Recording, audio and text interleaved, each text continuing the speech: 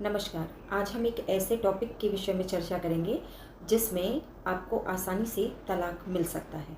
मतलब एक ऐसी ट्रिक जिससे आसानी से अगर आप अपने पति या पत्नी के साथ नहीं रहना चाहते हैं और उन्होंने आपके साथ बहुत ज़्यादा ज़्यादतियाँ कर दी हैं, तो आप इजीली तलाक ले सकते हैं। आपको पता ही है तलाक के बहुत सारे ग्राउंड्स हैं, जैसे डिजर्शन, एडल्ट्री, पत्नी या पति का 7 साल तक लापता रहना और भी बहुत सारी रीजंस हैं जिसके आधार पर जो लोअर कोर्ट है वो डाइवोर्स ग्रांट करती है।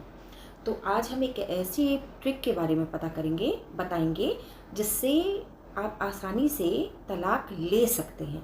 और ये वीडियो जो है पुरुषों के लिए भी बहुत ज़रूरी है और महिलाओं के लिए भी ज़रूरी है। पुरुषों के लिए इसलिए ज़रूरी है क्योंकि जो पुरुष वाकई अपनी पत्नी से प्रताड़ित हैं वो ईज़िली तलाक ले सकते हैं, और उन महिलाओं के लिए भी बहुत ज़रूरी है क्योंकि कुछ ऐसे पुरुष हैं जो अपनी पत्नी को छोड़ करके बिना वजह का दूसरे किसी के साथ रहना चाहते हैं और इस तरह की ट्रिक्स इस्तेमाल करते हैं। क्योंकि नॉर्मली जो महिलाएं हैं वो बहुत बड़े बड़े वकील नहीं रख पाती क्योंकि वो बेरोजगार होती हैं, वो अपने बच्चों में इन्वॉल्व रहती हैं, बच्चों को देखने में और घर गृहस्थी संभालने में, इसलिए वो अपना फ्यूचर तो बना नहीं पाती। और कानूनी जागरूकता की इतनी ज़्यादा कमी है कि इस तरह की जो ट्रिक्स हैं वो पुरुष जो हैं, मैक्सिमम पति जो हैं, इस्तेमाल कर रहे हैं और इस पर लोगों को डाइवोर्स मिला भी है।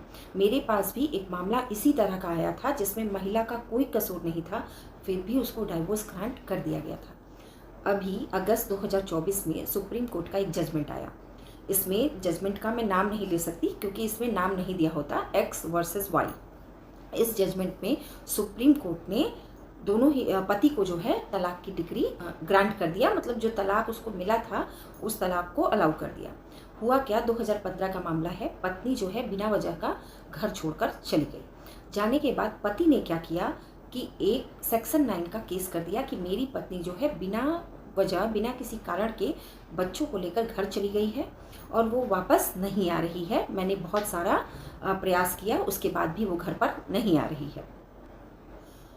उसके बाद पति क्या करते हैं कि वो एक सेक्शन 9 का जो विवाह की पुनर्बहाली के लिए एक एप्लीकेशन दिया जाता है कोर्ट में, सेक्शन 9 का। तो सेक्शन 9 में एक जो एप्लीकेशन है वो कोर्ट में मूव करते हैं पिटीशन, और उसके बाद कोर्ट जो है, लोअर कोर्ट जो है, उनकी सेक्शन 9 की पिटीशन को अलाउ कर देती है।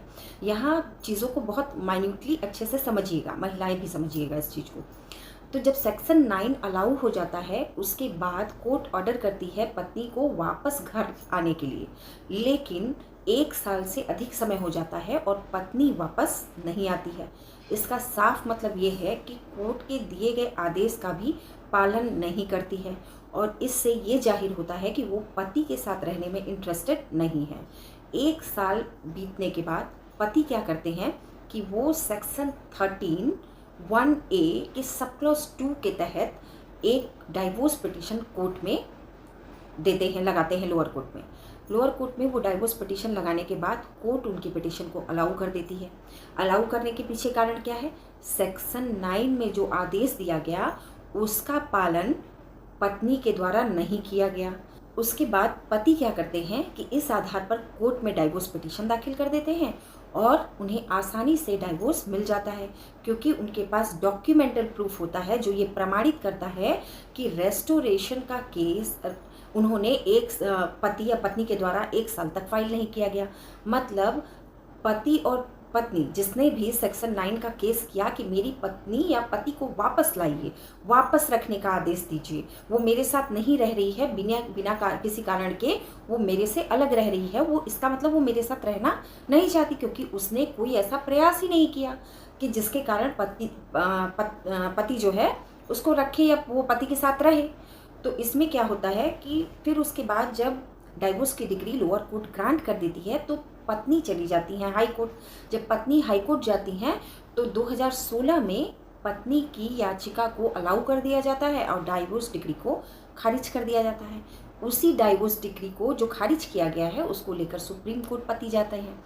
तो सुप्रीम कोर्ट जब पति जाते हैं तो सुप्रीम कोर्ट सारे मामले को देखती है और उसके बाद सेक्शन 9 के तहत दिया गया कोर्ट का आदेश को कोटेड करते हुए सुप्रीम कोर्ट ने ये कहा कि चूंकि महिला साथ रहना चाहती है लेकिन उसने सेक्शन 9 के तहत जब साथ रहने के लिए कोर्ट के द्वारा आदेश पारित किया तो उसका पालन नहीं किया और 1 साल तक कोई रेस्टोरेशन का केस भी नहीं दाखिल किया।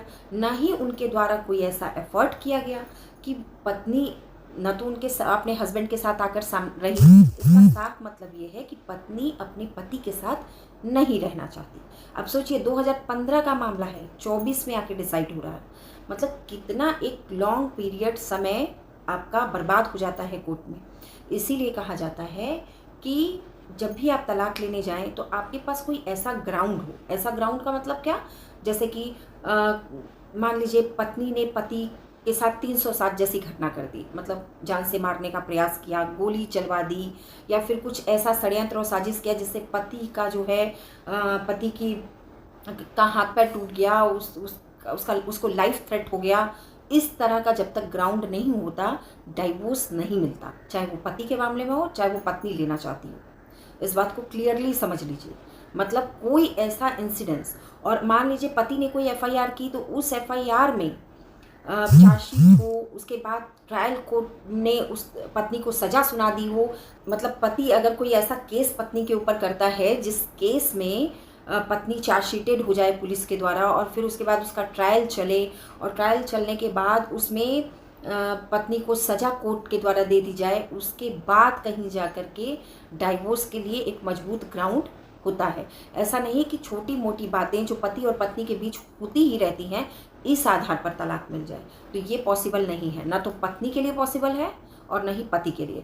पति अगर बाहर अफेयर चला रहा है और सोच रहा है पत्नी को तंग और परेशान करके मैं घर से निकाल दूं और उसके बाद मैं डिजर्शन लगा करके तलाक ले लूं, तो वो भी पॉसिबल नहीं है। पति अगर ये सोचे कि मैं घर ही छोड़कर चला जाऊं तो उस आधार पर डिजर्शन लगा करके मैं तलाक ले लूं, तो वो भी असंभव है, वो नहीं मिलेगा। और पत्नी अगर चाहती है कि मैं अपने बॉयफ्रेंड के साथ रहूं, शादी करना चाहती हूं, पति पर झूठे आरोप लगा करके तलाक ले लूं, तो वो भी पॉसिबल नहीं है। क्योंकि उसके लिए भी आपको एक पर्याप्त ग्राउंड होना चाहिए। एफआईआर हो, आप चार्जशीटेड हो आपका पति, फिर उसके बाद उसमें कॉग्निजेंस ले लिया हो या तो कोर्ट ने, या फिर ट्रायल चल रहा हो और उसमें सज़ा डिक्लेयर हो गई हो, तब इस तरह के ग्राउंड के आधार पर ही पत्नी को भी तलाक मिलता है। इतना तलाक आसान नहीं है। कहा जाता है शादी करना बहुत आसान है, तलाक लेना बहुत मुश्किल है। तो ये जो ट्रिक थी, ये ट्रिक भी जो मैंने आप लोगों को बताया कि आप सेक्शन 9 कीजिए अगर पति या पत्नी आपके साथ जबरदस्त नहीं रह रहे हैं तो। सेक्शन 9 करने के बाद आप क्या करिए कि अगर 1 साल तक रेस्टोरेशन फाइल नहीं होता है, पत्नी या पति के द्वारा कोई एफर्ट नहीं किया जाता है, तो आप सिंपल सी बात है, आप तलाक की याचिका डालिए हिंदू मैरिज एक्ट के सेक्शन 13(1)(a) के सब क्लॉज 2 के तहत, और इसमें आपको आसानी से डाइवोर्स मिल जाएगा। तो ये जो ट्रिक थी, ये जो मैंने आप लोगों को बताई, और महिलाओं को इसमें सतर्क रहना है कि कहीं ऐसा ना हो कि आप मायके जाके बैठी हैं और पति जो है सेक्शन 9 भी कर दिए, दूसरे पते पर नोटिस भी आ गया, उधर पता चला कि आपको पता ही नहीं है कि सेक्शन 9 हुआ है, और उधर जो कोर्ट है वो पति के पक्ष में सेक्शन 9 का ऑर्डर दे देती है और आप आराम से बैठी हुई हैं अपने मायके में, और फिर पता चल रहा है कि सेक्शन 9 अलाउ हो गया, पति ने डाइवोर्स फाइल कर दिया, और फिर आप लड़ते रहिए तो डाइवोर्स ग्रांट हो जाएगा। तो इसके लिए भी आपको जागरूक होना पड़ेगा, सतर्क होना पड़ेगा, ताकि आप अपनी रक्षा स्वयं कर सकें। तब तक के नमस्कार।